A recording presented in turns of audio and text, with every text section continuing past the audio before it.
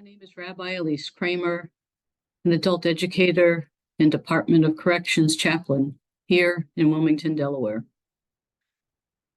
Friends, if you're listening to this morning's early morning radio message, you know that we're living through some pretty dark and ominous times. On the one hand, it is December. We've moved the clocks back. Each day continued in November and December to get darker and earlier each day these months.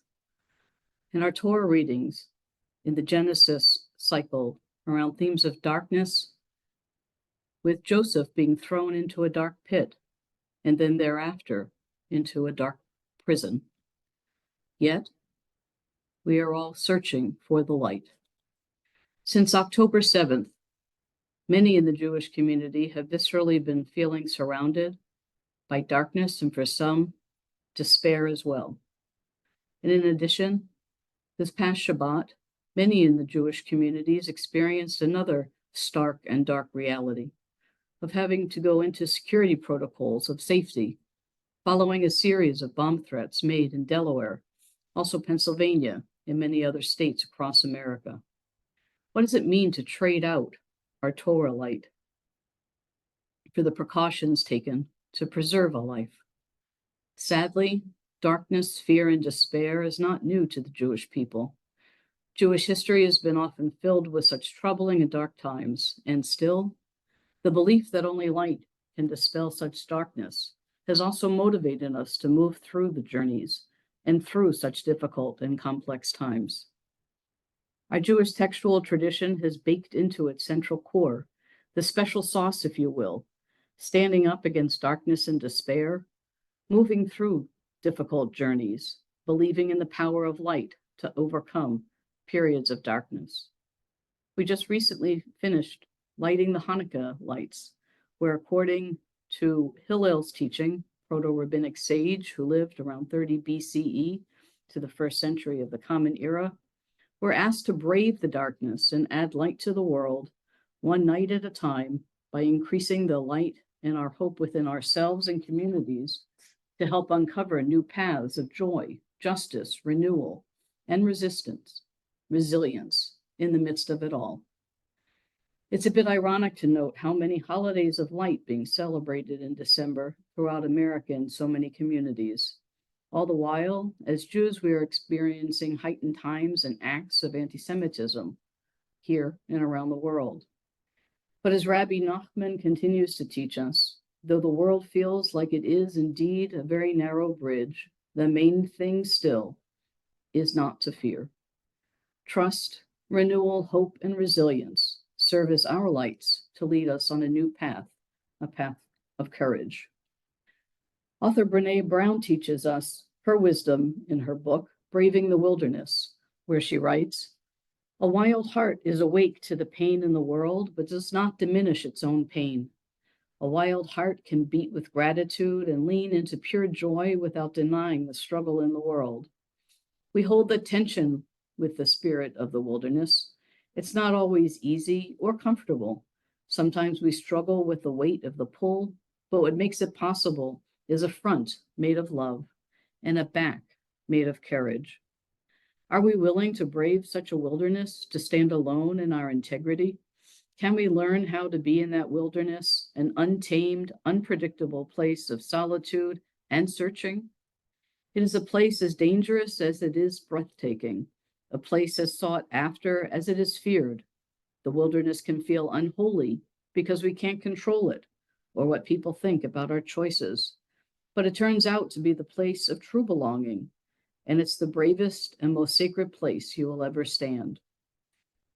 True belonging doesn't require you to change who you are, she says. It requires you to be who you are." In a couple of weeks, we too will be reading about the wilderness experiences in life in the book of Exodus. Shmot in Hebrew is located in that very place where the Israelites are about to embark on a very long and educational journey about freedom. And it will be situated in the desert region for 40 years, a generation. We know as the Sinai Desert, as Canaan, as Israel.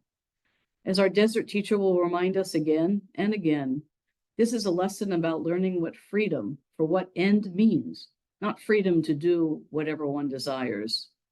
It's in the desert where Moses meets God by stopping long enough to see that a bush is burning. It's the desert that will stir up hunger and fear to ravenously desire to eat more than the miraculous manna already provided by God to sustain.